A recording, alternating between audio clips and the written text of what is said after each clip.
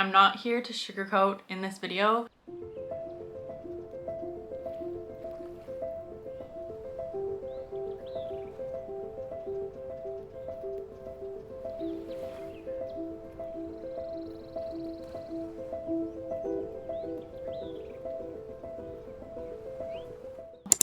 Hi everyone, and welcome back to my YouTube channel. We are talking about how to survive the first month of postpartum. I'm not here to sugarcoat in this video. It's gonna be 100% honest and real from my experience.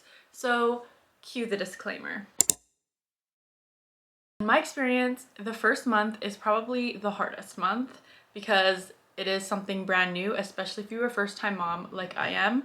I'm currently 6 months postpartum, so now looking back, I can kind of see what I would have done and the things that went really well. So I just want to share that with you just in case you're expecting. Before we jump into the video, make sure you drop a like and subscribe to the channel if you're new. Don't forget to hit that post notification bell so you know every time I post a new video. If you just gave birth or you're already sitting at home with your baby, grab a snack, get comfy, and let's jump right into it. Survival tip number 1, set up your space for success. I really liked my postpartum setup. Everyone's can be different, but I had a bedside bassinet, so the baby would be next to me. I had my big dresser with the diaper changing pad on top with a diaper caddy right next to the diaper changing pad. I also had my Hatch nightlight that was all set up.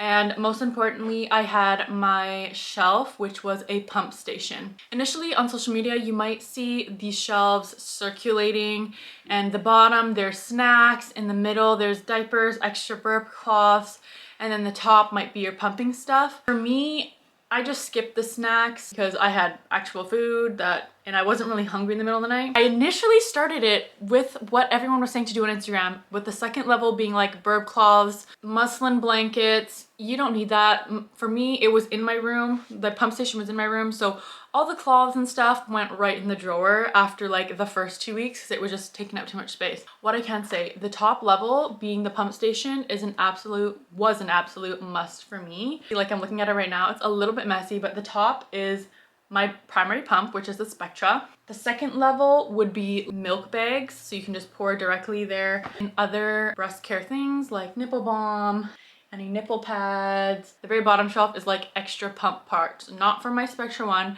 but for my other pumps. And so this is a pump station and not the postpartum cart that you see.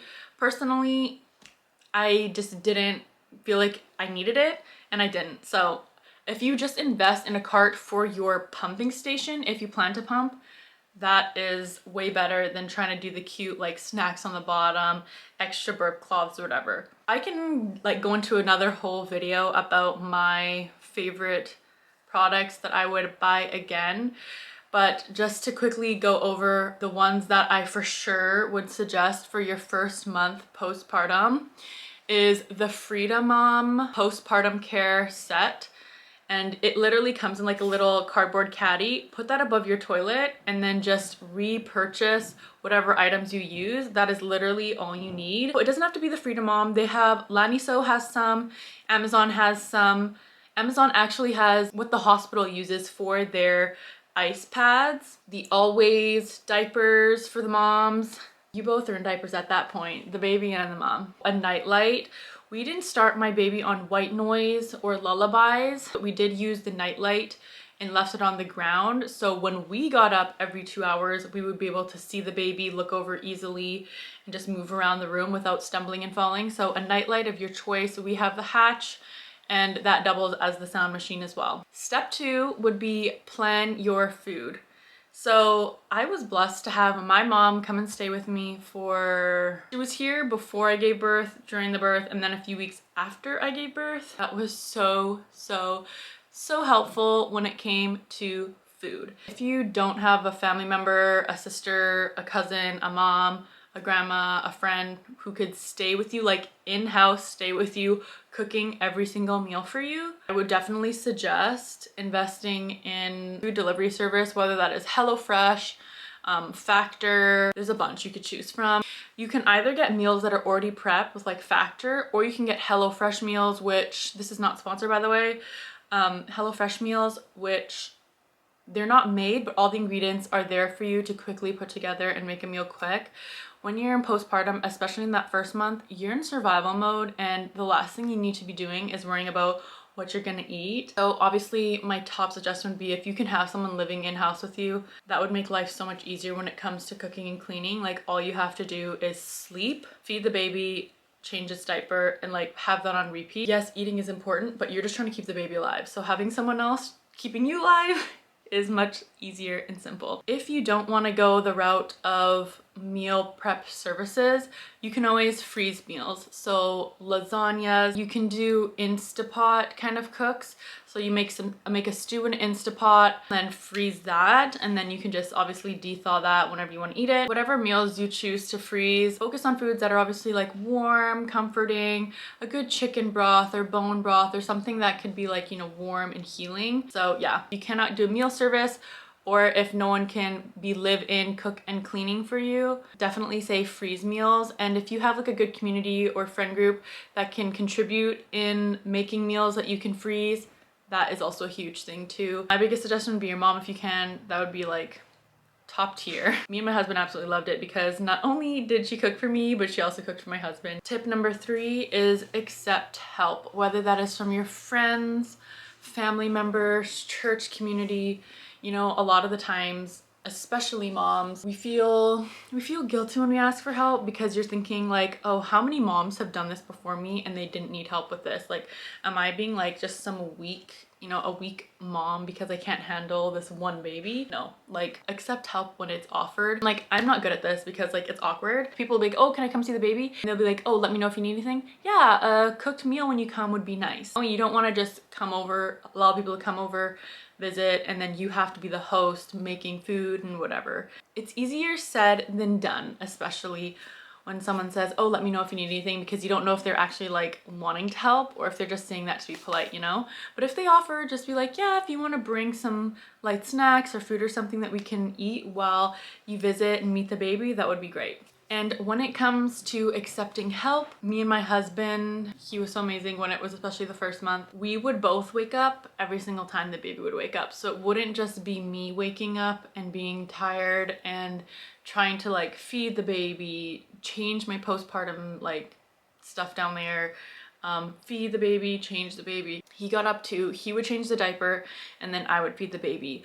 Or if that doesn't work for you, you can take shifts. I know it's hard, because especially if you're the mom, at that age you are the primary caregiver, just because if you're breastfeeding, like, the dad can't breastfeed, you know? So the dad can give the baby formula or frozen milk that you've pumped before.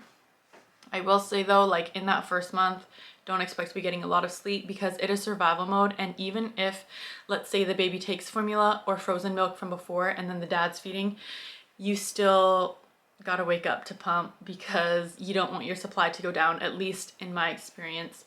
And that's okay, because that too shall pass, and it doesn't last forever. As I said before, if you have your mom or your sister or your friend living in-house with you for the first few weeks, it was so nice for my mom and my sister, when they were here, to take the baby from me at 5 a.m. or 8 a.m. So I would be taking care of the baby with my husband all through the night, every 2 hours.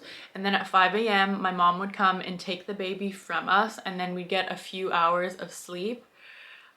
When I tell you, that was the best. Your mom, you can understand 30 extra minutes of sleep is nice, okay?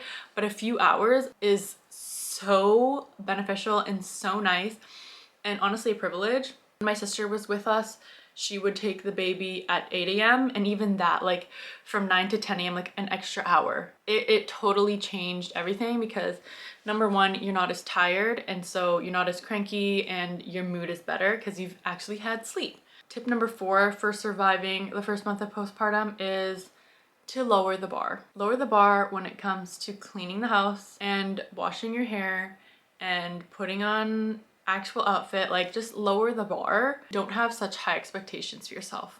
If you could tag team and have a cleaning service come in, or have someone else clean your kitchen, do your laundry, and if you don't, leave it. If you have the option between getting half an hour more sleep or putting the dishes in the dishwasher, give yourself the permission to rest. This is a time of rest. This isn't a time where you need to keep everything up and spinning.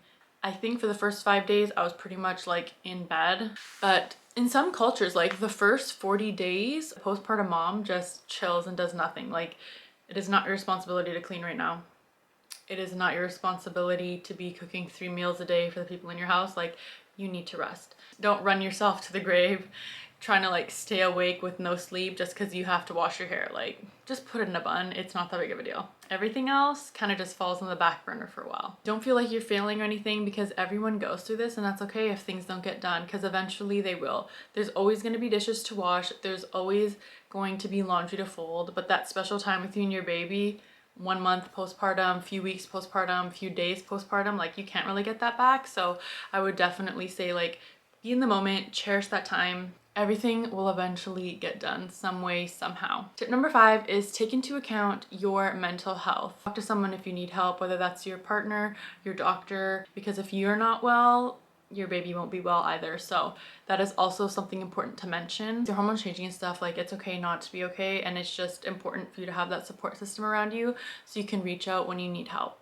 All those things on the outside that are affecting you, whether that's lack of sleep, lack of food, hormonal changes, the baby's crying, your house is a mess, you don't feel good, you're hurting, you're sore, all that obviously plays on your mental health. Get help. If you can get help in any of those areas, it can alleviate some of that, in my opinion. When it comes to resting, that is super, super important. I know these days there's like this big fad about bouncing back as a postpartum mom, but in that first month, this is not the time to bounce back, honey. Like, don't be walking around, walking a mile, walking outside, trying to exercise and stuff. Like, literally rest. You will have time to do your workouts and exercise. I don't even want to say bounce back, but you will have time in the months to come.